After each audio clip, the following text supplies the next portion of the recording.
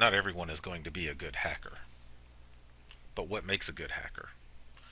Depends on who you ask. Are you the type of person who walks up to a wall and says, "This is a wall, my way is blocked, I am done"? Or are you the type of person who says, "How tall is this wall? What's this wall made of? How deep does it go? How far on each side does it stretch?" This is the difference between a convergent thinker and a divergent thinker. Divergent thinking is the hallmark of a mind that is capable of thinking outside of the box. Knowing who you are and being honest with yourself is the first step to being a good hacker. Does this mean you won't be a good hacker if you're not a divergent thinker? Absolutely not. But you will need to start thinking about things a little differently. If you want to learn to hack, you need a healthy dose of curiosity. Now, not that kind of curiosity. The kind of curiosity that makes you want to know how things work, why they work, and why they do what they do, and more importantly, when they fail, why do they fail? But this is not an easy task. You have to learn to think for yourself, which is something not everyone is comfortable with doing. For those that are, or can become, comfortable with it, the sky is the limit. What a hacker is really difficult to define. They find alternate ways to do things in all aspects of their lives. All aspects of their lives. Hackers are constantly persecuted because they think differently. The Hackers Manifesto gave voice to those feelings in 1986, and unlike most things on the web, it's still as relevant today as it was then. So how do you know when you're a hacker? Well, as funny as it sounds, there are no badges, there's no membership cards, there's no weekly meetings, nobody taps you on the shoulder and says, "Welcome to the club." But there's different ranks in hacking that you can use to evaluate your progress. And everyone starts out as a noob. If you want to insult a hacker or an online gamer, just call them a noob. The only thing worse than a noob is a script kiddie.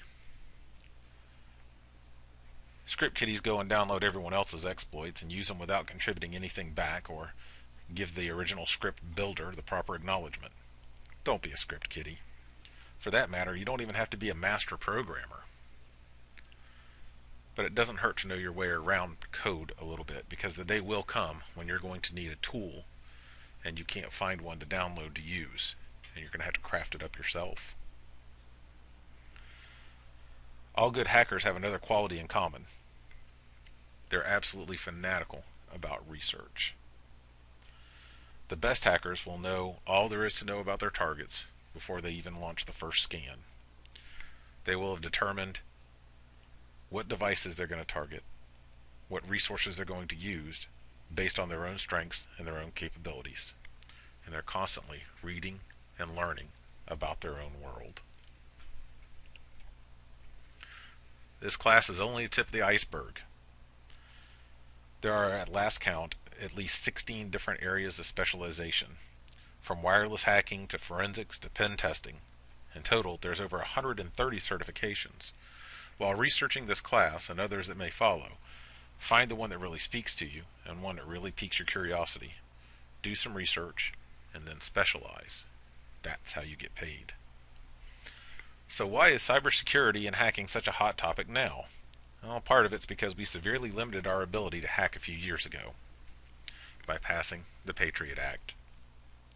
While this piece of legislation did enable our country to react to the bad guys faster and was good for our country as a whole, it basically criminalized the act of hacking for fun or for knowledge.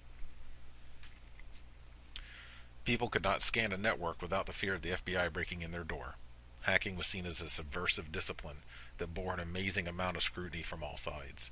So we stopped teaching the critical thinking skills, we stopped cultivating divergent thinking, and we let the art of hacking die for about 10 years. Then the attacks started. And once they started, they never stopped. Other countries took that little break in our education to bring themselves up to speed and surpass us in many aspects, and we've been playing catch up ever since. So why do people hack? Well, it's one of two reasons. It's either love or it's money. Some people hack for the wrong kind of love. and some people for the wrong kind of money. But either way, that's what it always comes back to: love or money. Now, some say that ideology or religion may come into play. And I have to say is this: what is religion but a love of a god or a deity? And what is ideology? Pretty much on the same par. But then again, that's not for this class to decide. That's for another class. Because after all, not everyone can be a good hacker.